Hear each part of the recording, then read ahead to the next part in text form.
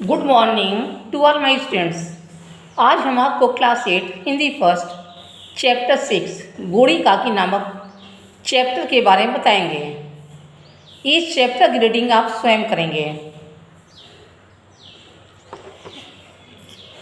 अब बूढ़ी काकी नामक कहानी को मैं आपको अपने शब्दों में समझाती हूँ। आधुनिक हिंदी साहित्य में उपन्यास सम्राट के नाम से प्रसिद्ध कहानीकार मुंशी प्रेमचंद की बूढ़ी काकी मानवीय करुणा की भावना से ओतप्रोत है।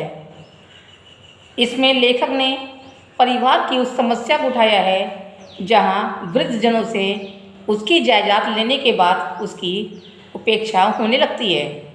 केवल इतना ही नहीं, बात बात पर उसे अपमानित और तिरस्कृत किया जाता है।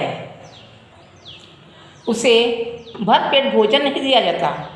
बूढ़ी काकी में जीभ के स्वाद के अलावा और कोई इच्छा नहीं थी। बूढ़ी काकी का दूर का भतीजा बुद्धिराम था। संपत्ति अपने नाम लिखवाने के बाद बहुत जल्दी वह बदलने लगा। आज बुद्धिराम के बेटे मुखराम का तिलक आया है। मेहमानों के लिए पकवान बन रहे थे। सभी अपने कामों में व्यस्त थे, लेकिन काकी की कल्पना में पूड़ियाँ नाच रही थी। पूड़ियाँ खूब लाल लाल, फूली फूली और नरम नरम होंगी। इसी प्रकार निर्णय करके बूढ़ी काकी उकड़ू बैठकर हाथों के बल सकती हुई बड़ी कठिनाई से चौखट से उतरकर कढ़ा के पास आ बैठी। इधर रूपा घर के कार्यभार से परेशान हो रही थी। बेचारी अकेली स्त्री दौड़ते दौड़ते व्याकुल हो रही थी।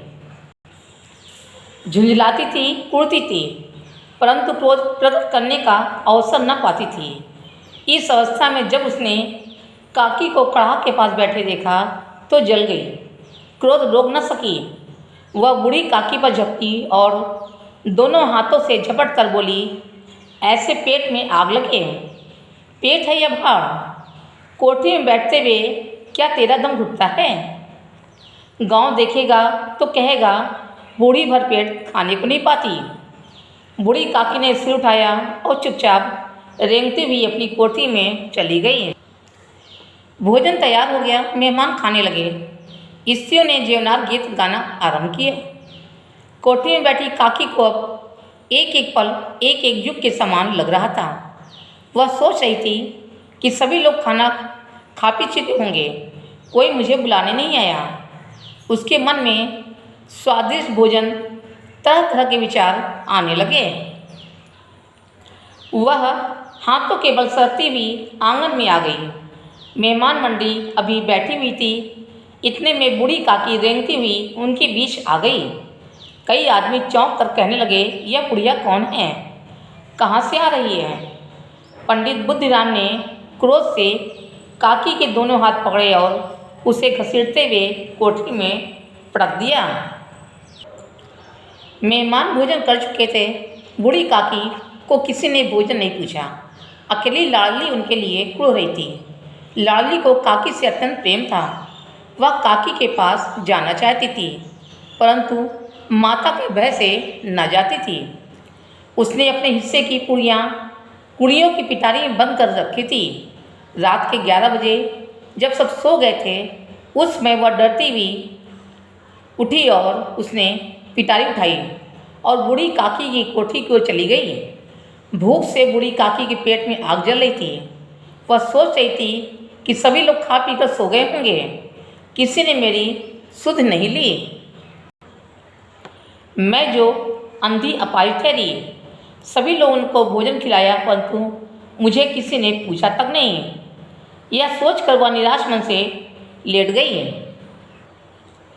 तभी लाडली आई और बोली, काकी उठो, मैं पूड़ियाँ लाई हूँ। काकी ने लाडली की आवाज़ पहचानी और उठ बैठी। लाडली ने पूड़ियाँ निकाल कर दी। काकी ने पूछा, क्या ये पूड़ियाँ तुम्हारी अम्मा ने दी है? इस पर लाडली ने कहा कि नहीं, ये मेरे हिस्से की है। भूख से व्याकुल काकी ने 5 मिनट में ही पिटारी खाली कर दी। उसने लाडली से और पूड़ियाँ लाने को कहा। इस पर लाली ने कहा, नहीं, अम्मा मारेंगी। और पूड़ियाँ खाने के लिए काकी जूठे पतलों के पास आकर पतलों से जूठी पूड़ियाँ खाने लगीं। इतने में रूपा जाग गई। काकी को जूठे पतलों के पास देखकर उसका हृदय कांप उठा। उसने आकाश की ओर हाथ उठाकर कहा, हे ईश्वर, मेरे बच्चों पर दया करो, इस अधर्म का दंड मुझे मत देना। यह कहकर वह सोचने लगी कि मैं कितनी निर्दयी हूँ, किसकी संपत्ति में मुझे 200 रुपये वार्षिक आय हो रही है, उसकी मेरे कारण इतनी दुर्दशा। अब रूपा ने भंडार खोलकर थाली में संपूर्ण चीज़ें सजाकर बूढ़ी काकी के पास आई और बोली, काकी, उठो, भोजन कर लो, मुझसे बहुत भूल हुई है। भोले वाले बच्चों के समान काकी सब कुछ भूलकर खाना खाने लगी। आइए अब हम इस चैप्टर के कठिन शब्दों को अंडरलाइन करते हैं। व्यभिचार, उपद्रियों, दुष्वृत्तियों, जिह्वा, इंद्रियां,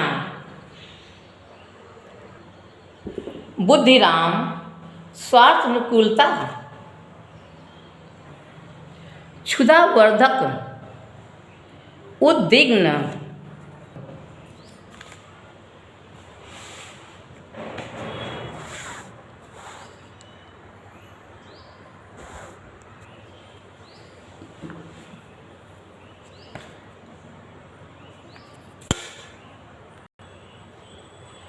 सभ्यतानुसार, स्वानेन्द्रियों,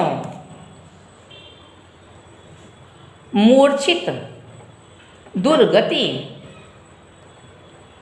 उत्तेजित, कचौड़ियाँ, बुद्धिहीन, तृष्णा, स्वार्थपरता, कंठावरुद्ध, सदिच्छाएँ।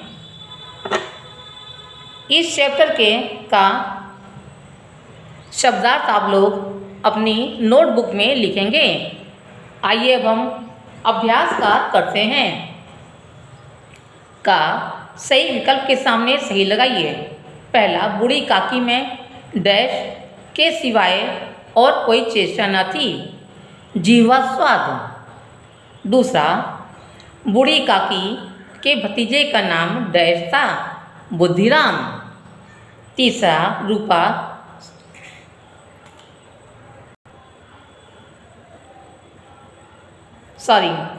बूढ़ी काकी के भतीजे का नाम डैश था, बुद्धिराम।